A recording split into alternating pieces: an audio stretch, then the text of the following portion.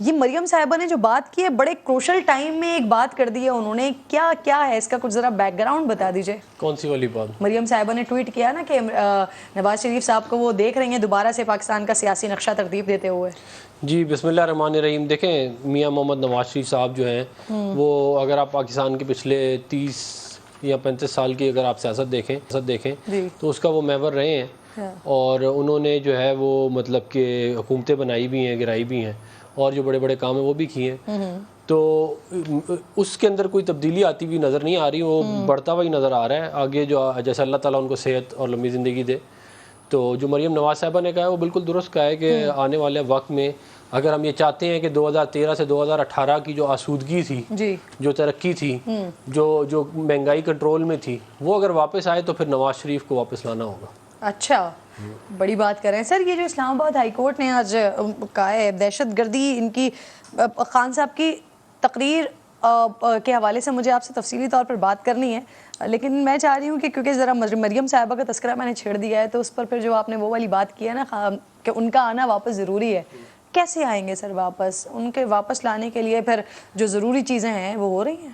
دیکھیں ان کو واپس لانے کی جو ہے وہ ہماری پارٹی کی طرف سے کوششیں جاری ہیں، اور ان کے ہیلتھ سے ریلیٹڈ ایشوز بھی ہیں، لیگل ایشوز بھی ہیں، دونوں کو دیکھا جا رہا ہے، اور اس کے اندر جو ہے وہ ایک جو ہے وہ لائے عمل طے کیا گیا ہے، اور اس کے اوپر ہم فالو کریں گے۔ تو مجھے امید ہے انشاءاللہ کہ آنے والے چند ہفتوں میں یا چند ماہ میں وہ ہمارے ساتھ ہوں گے۔ سر تو یہ آپ کی پارٹی کی طرف سے بار بار یہ بات کی جا رہی تھی،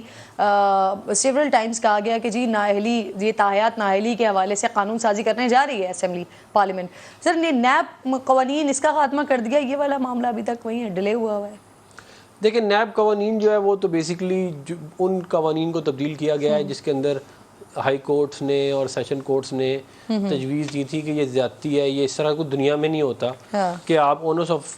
جو پروف ہے وہ آپ وکٹم پہ ڈال دیں، جو کہ تاحیات نااہلی والا بتا دینا، نیئر بخاری صاحب کو بھی جواب دینا۔ تاحیات نااہلی والا جو معاملہ ہے وہ بھی جو ہے وہ میرا یہ نزدیک ہے کہ آپ نے جو ہے ایک بہت انتہائی سخت سزا جو ہے وہ رکھ دی ہے، اور وہ بھی کس بات کے اوپر کہ بیٹے سے تنخواہ نہ لینے کو ڈکلیئر نہیں کیا، اور اس کے اوپر آپ نے ان کو تاحیات جو ہے وہ نااہل کر دی ہے۔ اگر آپ اس طرح کا کوئی پیمانہ بناتے ہیں تو پھر اس پیمانے پہ پھر باقیوں کو بھی پورا اترنا پڑے گا نا۔ یہ تو نہیں ہو سکتا کہ نواز شریف کے لیے ایک قانون ہے اور سر باقی سب کے لیے وہ تو بات صحیح ہے، آپ لوگ قانون سازی کی بات کر رہے تھے نا، یہ مجھے بتائیں اس کا کیا ہوا یہ تاحیات نااہلی کے حوالے سے؟ دیکھیں میرا خیال ہے اس کے اندر جو ہے وہ